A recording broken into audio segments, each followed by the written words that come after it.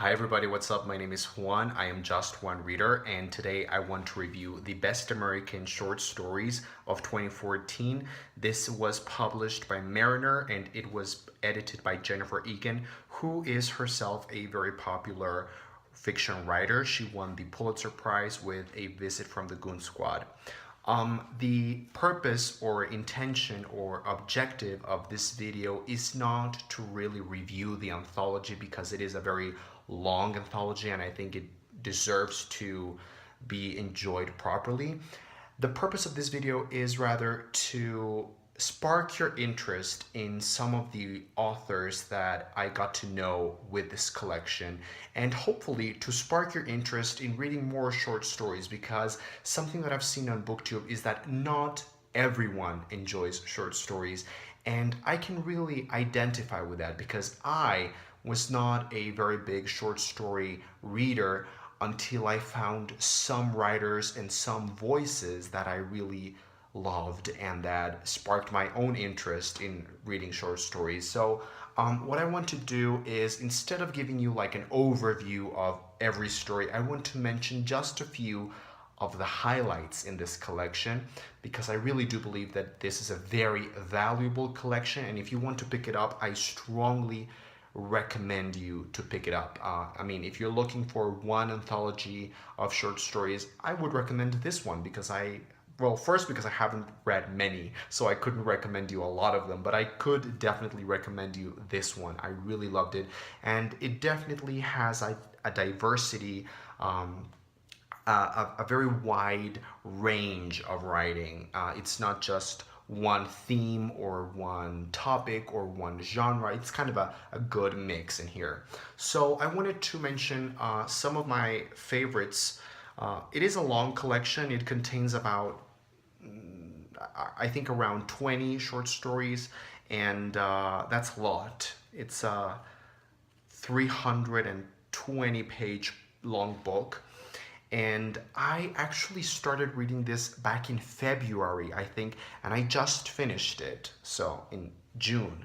So I read it over a long period of time, a long span of time, and I'm so glad that I did that, because I think this is the type of short story anthology that you could read very, very quickly, but I really wanted to enjoy every single story and indulge in every writer's prose, and I definitely did. I really savored it. So I would recommend you to also try to do that with short stories. Don't just read them with the pressure of, you gotta read them, but just take your time and slowly make your way through the anthology.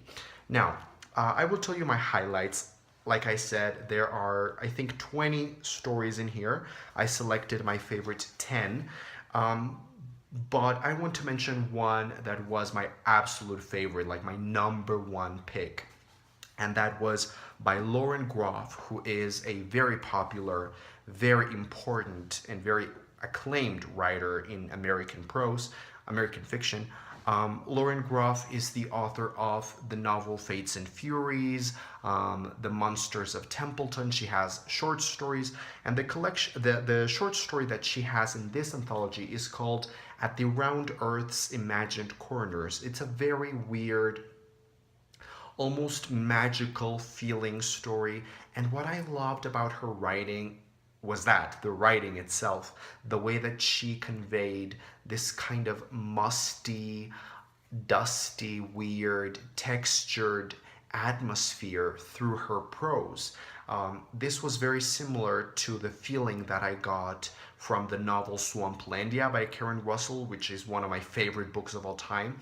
She also managed to create that, and she did it in like 20 pages. So Lauren Groff, this is a really great story, and I loved it so much.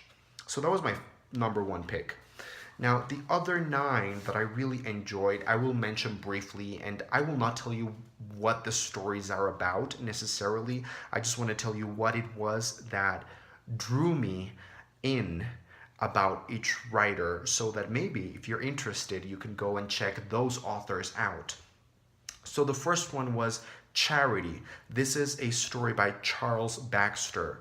I will try to link the titles of these stories down below along with the authors. So you can go and check them out. Charity by Charles Baxter was a great way to start off the anthology. It's a very sort of violent, dark, but really human story about loss and tragedy. It's just the way it is. The second story was called The Indian Uprising. This was by Ann Beatty or Ann Beatty. I don't know how to pronounce it, but I have seen her mentioned in a lot of things. So she must be like a real big name in fiction. The Indian Uprising is a story, a very simple human story, very personal story about a woman who meets up with her like mentor from college, or I think he was a teacher from college that became very important to her, and they sort of developed a friendship, a very significant relationship, and now he is dying. So the story is about this kind of weird, sad, tragic moment in their lives. Really loved it. The third story was by T.C. Boyle, and it's called The Night of the Satellite. This was a very confusing, weird, exciting short story, and I must tell you, honestly, I'm not sure I got it, and I'm pretty sure I need to reread it like 3 times. But I was pleasantly confused by his writing style and the very weird, eccentric, quirky way he has of mixing the prose and the characters, and yeah, it was just a fascinating story. The next story that I really loved was After the Flood. This was by Peter Cameron, and this story just it was really touching and moving because it had a very like moral aspect to it about how humans can help each other out in times of need, and how, despite feeling menaced by otherness, we can still find something in ourselves to connect and help other people.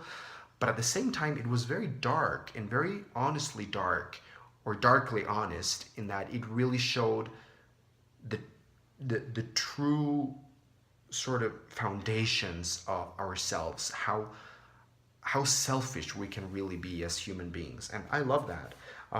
The next story that I really loved was a very weird little story by Nell Freudenberger, which is called Hover. This story is kind of magical realism. There's sort of a juxtaposition of a very domestic problem and then something kind of magical, supernatural, if you will, thing that's going on. Really loved it. The next story that I really loved, but it was a very sad, tragic one, is by David Gates, and it's called A Hand Reached Down to Guide Me. It's about this man who used to be a musician, and he is dying also, and he's being taken care of by some of his friends. He's taken to this house to sort of spend his last days, and it's a very moving story, really tragically comic, and I loved it. Then there's a story that was exactly the type of story that I like. It's called God, and it was by Benjamin Nugent. This was all about the psychology and the sort of inner workings of these teenage boys, or these teenage men, these students who are in college. They are in a fraternity, so they have this kind of weird, almost homosexual feelings, this kind of weird thing going on. It's a very good study on what it means to be a man, and this sort of manliness and the male identity in this type of situation and this moment in life. And I loved it. It was really funny, but really, really, really honest as well. Then there's a story by the one and only Joyce Carol Oates. The story is called Mastiff, and she tells us the story of these two people, a man and a woman, who are hiking, and they are attacked by this crazy huge dog, and how that sort of unravels and or changes the dynamic. And she manages to explore this situation, the attack, which is very exciting, but she also manages to delve into the characters' thoughts and feelings, and it's a wonderful character study as well. And the last story that I had to mention is by the one and only Karen Russell, who is still and will always be one of my favorite voices in literature. Karen Russell has a story in this collection called Madame Bovary's Greyhound.